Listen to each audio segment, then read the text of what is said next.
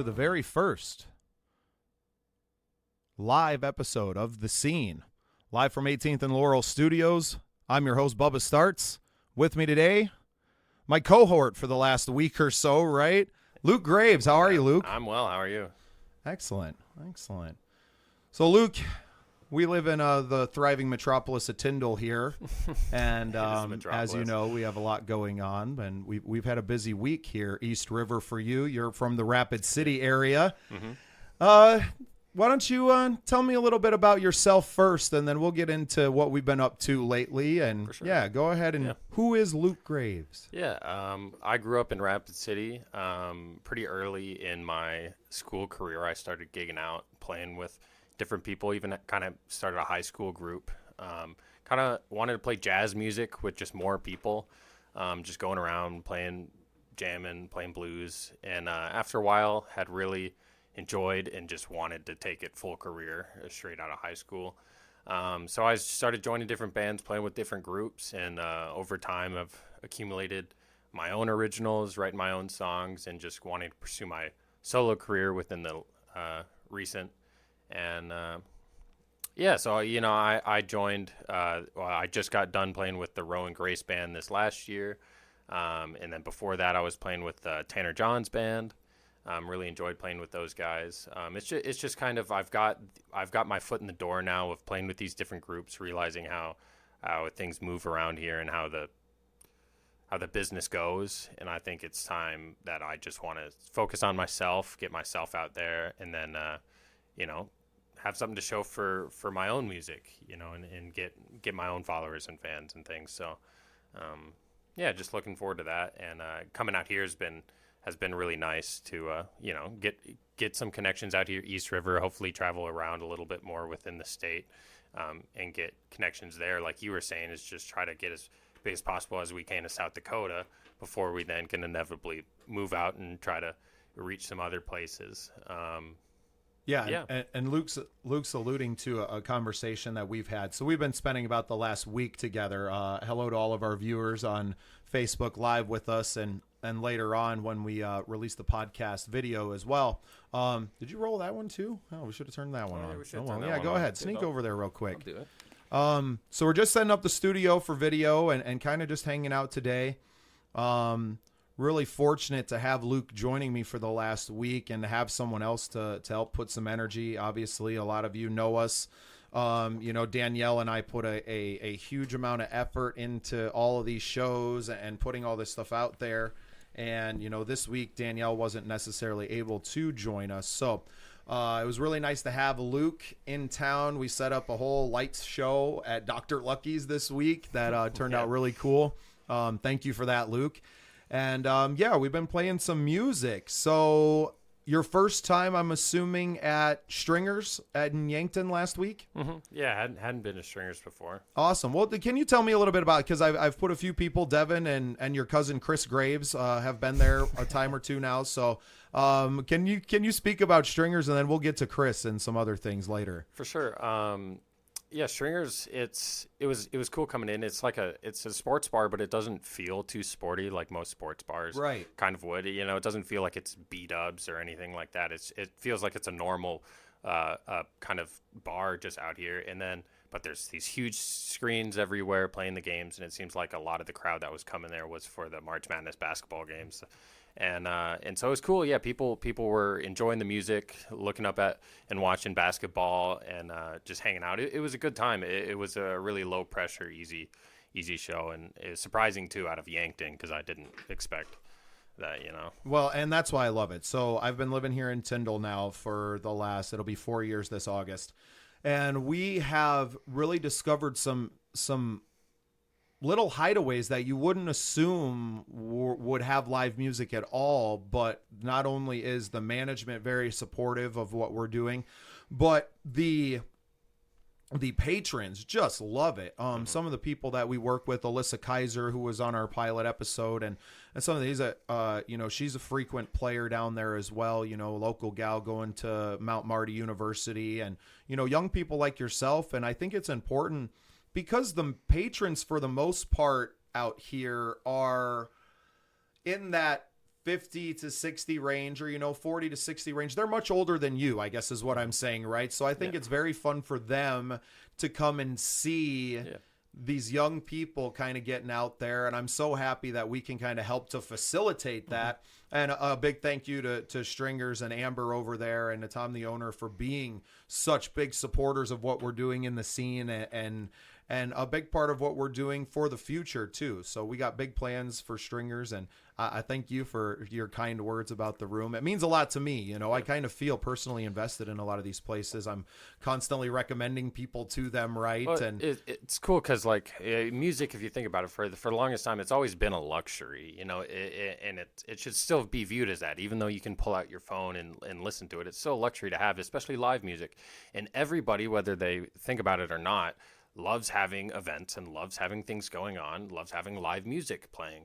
And so being able to get to these places that are usually in small towns, you wouldn't really expect too much of a thing. Like, people want events happening. And so by you coming in and being able to facilitate, a scene coming around or more people, like, people want these things to happen. They just don't know how to do it. Right. And so by having you come in and be able to book or just get more shows or find people to play at these things, because they might not promote as a music venue, but everyone wants to be a music venue deep down, right? Right. And that's what I'm trying to, what we're building here is we want to be your person that provides that music. Even if you only do one event a year, we'd love to help you so that you don't have to worry about it.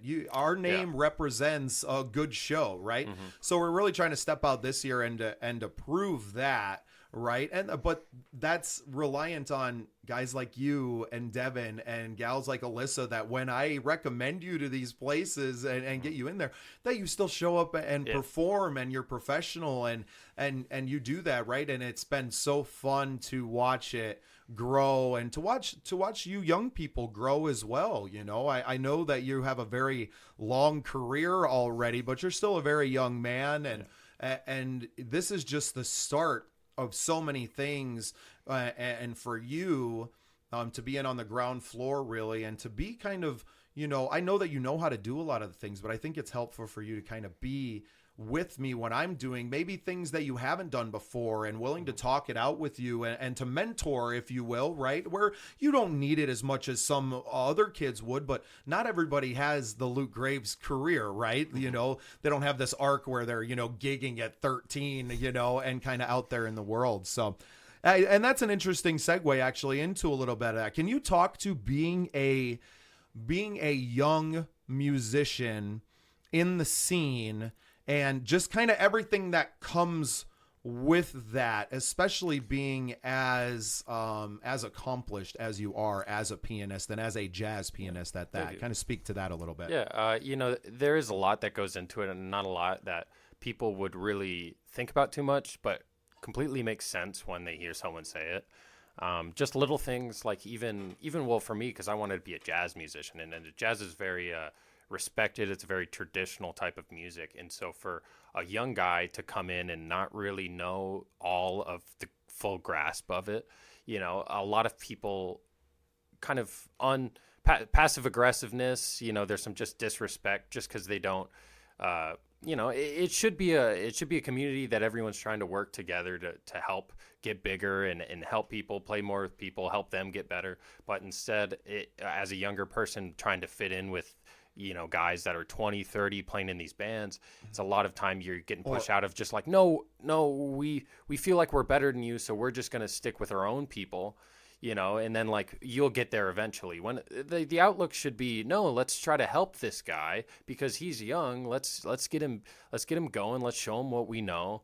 But it was a lot of the opposite. It was a lot of this competitive nature of just like, there's this young guy. It's just like, no, I gotta be better than him. I've been doing this for 10 years. When it should never be a competitive thing. It should always be we're trying to help each other out, trying to improve as musicians, improve as business people, and try to help people get gigs and things. And so that was probably the hardest part of kind of getting into it at a young age. But there was a lot of great things about it, though, too. Right. Well, and I want to speak to that. Can I stop you for just a second? Because I heard a similar thing from a mutual friend of ours, Bodie Lindy, and his dad. So they went down to Nashville, and I got a story of how I helped them get there. That's a story for another day. Oh, Maybe okay. when we have Bodie on, Yeah. we'll. I know Bodie. we'll have I've them. played shows with him and so Right. So he's a very young man, very talented. I actually had him at a little thing that we did in Lead for Rally. It's been a few years ago now, but he was even younger, right? It was before he hit his growth spurt. Now he's about 4 inches taller than I am. But anyway, so I saw that talent early and was like, man, got to get this kid out. Well, they're going to Nashville, and when they get down there, really until people found out that he was from South Dakota and was going home very soon, did they even really let him in the jams and kind of even give him any shine or any, any space at all, really. So it shows to that competitive nature, and especially of a place like Nashville, man. People are playing for tips, right? It's a dog eat dog world there, and I think that's what's so cool.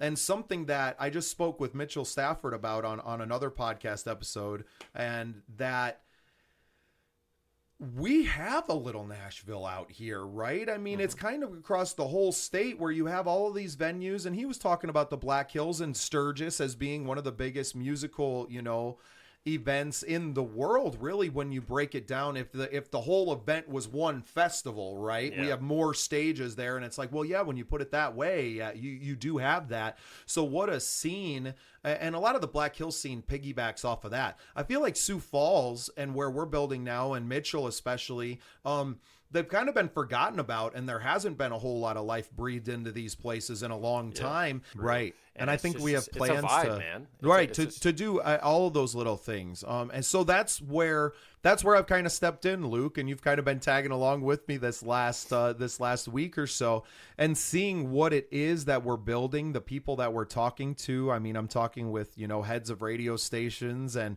these are business partners of ours now. We're going to use advertising we have to tell people about our shows, and there's very, few ways to do that, right? And we have to use some of these traditional media. Social media is great. Make sure you guys are liking, following everywhere you see us. If you're seeing this right now, make sure that you're sharing it with your friends too, right?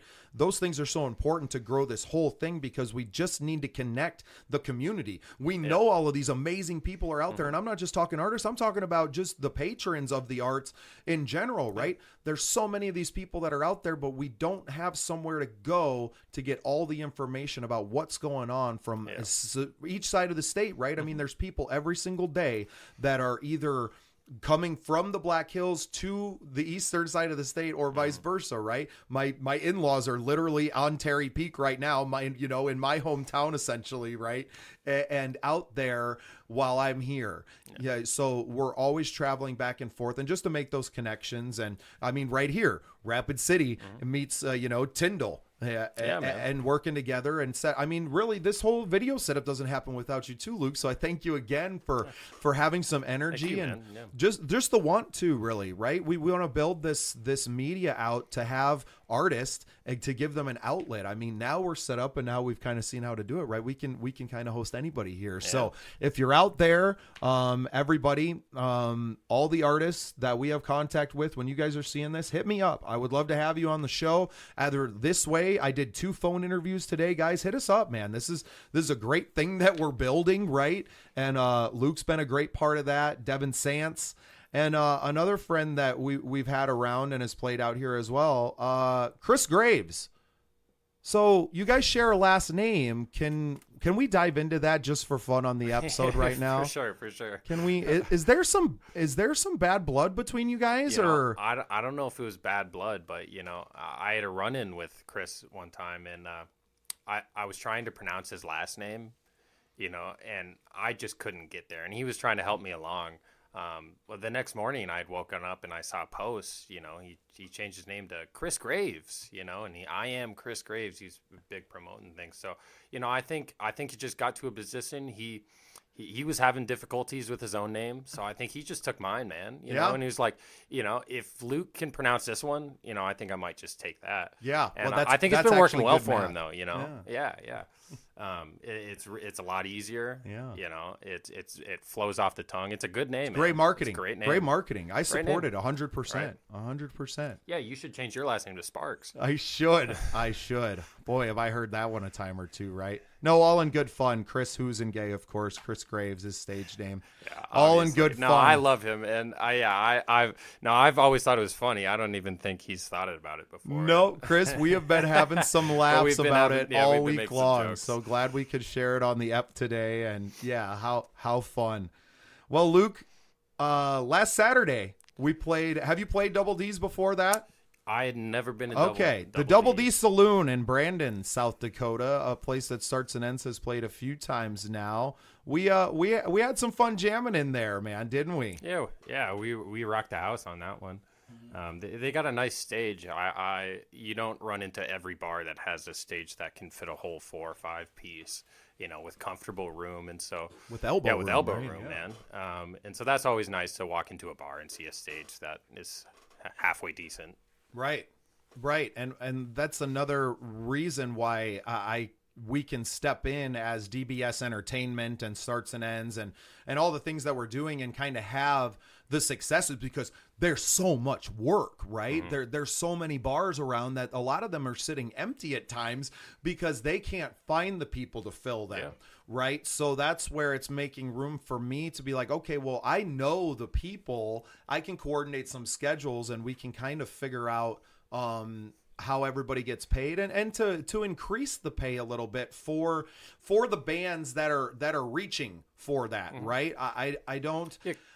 I don't believe that every band, and there should be like a base minimum. I know a lot of people support that, and I'm probably going to ruffle some feathers today, but I think there's a lot of bands out there that are probably making too much money for what they're bringing to the table, and that ultimately kind of degrades what good bands that are reaching to do a little bit more get paid, right? Because in the end, the venue is booking you because they're hoping to make money in some capacity, right? They're not just giving you their stage so that you can do whatever they want. It's like, no, you're in their place of business. They're looking to get drinks. They're looking to get business, more people to flow in, maybe show up another time to get more drinks, when they're not having music. But if a band comes in there and sets a minimum price that is completely unreasonable for a venue of its size, it's you have to work with the venue and see what's within their budgets, Right. And it's a certain point where, I think venues are hesitant about their budget because in the past, maybe bands or entertainment hasn't brought up enough people or brought in enough interest into their establishment. But that's usually in the case of when venues themselves are handling bookings. Bring someone like you in there who knows the people, gonna bring the right people in, who's gonna help your establishment, not just a cover band that is just word of mouth that's getting their friends and families out there. And it's not even to have cover band versus this. Some places are that, right? Yeah, some places are that. So it's really curating to the room, right? Mm-hmm. And that's why I talk so much about relationships, Luke. That's what I'm all about. Getting to know the room. I mean, last night we played at the Back 40. Luke and I did, and not a lot of people, right? But it was so important to me to play, one, to get my energy kind of in the room and to perform in that space and to just feel everything out. But I need to spend time in places and to listen. I'm listening to their playlist that they're doing, to their dinner crowd, right? And paying attention to that and like, oh, maybe country would work here better. We're talking jazz and blues, but, maybe a country act once in a while wouldn't be such a bad thing. So, and for me, I wasn't able to do all of that without, while I was still giving 40, 50 hours a week to like the regular job, right? The 9-to-5 job. And that's why I was so fortunate to have the support of my wife and my family to really allow me to spread my wings more than anything, right? I can be so much more productive in all of these things and my energy be better spent elsewhere for doing music full time. So I envy someone like you who maybe in your young age, right, don't have the responsibilities yet. I don't have as many bills to pay. Right. Well, and right, the wife and the kids and everything at home, the responsibilities start to stack up. You're able to do less. But so I know you have your own band. You have the Luke Graves, and Luke Graves is his own man, but you've also spent a lot of time being in other people's bands, and you kind of spoke about that. Can you talk about, for our listeners that maybe aren't aware of what it is to kind of be a freelance musician. Yeah, I think that's a thing that a lot of people don't think about, especially like singer-songwriters who are going around and looking for musicians to play for them. Because there's at a point in my life where I was fully set on just becoming a pianist. I was backing, playing for different people, and I wasn't ever going to throw my own show. You know, the only time I'd ever have my show is if it was an instrumental, like background pianist thing. I'd fully set on that, and within that, you make a lot of connections, and I was playing with every band that I could with, you know, and just saying yes to everyone in the Black Hills, because there's limited show capabilities when you cannot, you know, ask a venue yourself to, hey, can I play here? You know, it's only, I'm only limited by the amount of shows and the amount of things that are going on with other people who can then book me, you know. And for a younger person, age can also be a factor in that as well. Keyboardist is on a different spectrum, but I feel especially that way towards horn players, because a horn player, like almost 90% of the time, is not going to. You're not doing a horn and vocals show. Yeah, like you can't. You know, at least I can do some other things while I'm playing, or even have a bass line and melodies with my different hands. But a horn player is very limited, and so anything you're using your mouth to play really doesn't lend itself to singing and having that show, right? And so it's getting them out there and playing, and so it was about 2 years ago when I kind of started that, realizing that I probably couldn't make it work here as just a gigging freelance, as just a backing pianist. And so I wanted to start doing my own solo shows. And I'd done instrumental jazz shows with a band like with my name on it. But I wanted to start just trying to sing songs, because I was playing with these shows and I was realizing the songs that people were singing just to, you know, make the crowd happy. And I'm like, man, I could really do that. Like, it doesn't really take that much. Like, I don't even have to sound that good. And that's what it started with, was me just playing, you know, BS bars, just singing, you know, 80s rock tunes and country. And it's just like, you know, it gets you by. And that's not anywhere near what I usually play. And I'm butchering it stylistically completely, but people know the songs, people are tipping, they love it, and so it's working. And throughout that time period, I'd actually developed, and I really wanted to focus on my singing capabilities. And so within that time period, that's really what I've been focusing on, is trying to sing better, trying to write lyrics better. And so the last 2 years, that's been my main focus, is kind of that transition from becoming a backing pianist to now becoming the front center man of, like, I'm doing my thing now, you know? Yeah. How fun. I hear so much of my younger self when you to some of those gigs are what get you back on the horse when you're restarting your career, Luke. Mm-hmm. So appreciate the bar gigs and coming back up, buddy. I have been in your shoes. It was a long time ago now, a lifetime ago, really. But it's like, I can't help but laugh when I'm listening to you. I'm just going, he sounds just like I was. Yeah, like I was. Yeah, so you got to do what you got to do to get by. Yeah, you know? And sometimes you enjoy it. And I'm enjoying it right now, but I'm also at a different point in my career, right? You want to reach for the stars, and to reach. I know it's easy for our young people to want to move to the big cities, and I guess that's why I'm trying so hard to build something viable here, is that I don't want you to go. I want you to stay here. Yeah. I like you, right? You know, and the same thing goes for other gals, you know, like Alyssa Kaiser, who could very easily go and try to chase a career in Nashville, similar to Tiffany Johnson, who I know that you've played with, right? Who's down in Nashville and recording and playing the shows and chasing that dream. But I think there's something up here to where these venues actually pay very well for the most part for live music, because there is maybe that lack of it.